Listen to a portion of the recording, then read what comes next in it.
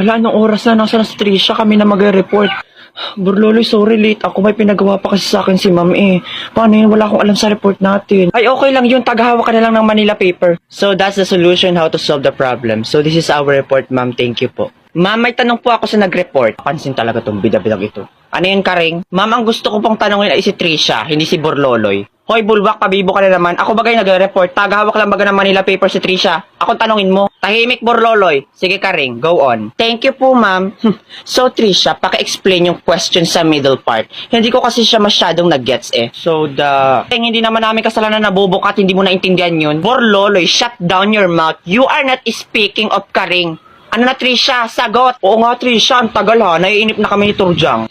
Ma'am, hindi ko po alam kung paano i-explain. Oh my gosh! Napaka-bobo worse. Manahimik ka, Turjang. Tatadyakan kita dyan. Ma'am, hindi daw po alam kung paano i-explain. Dapat minusan po yung group nila Burlo.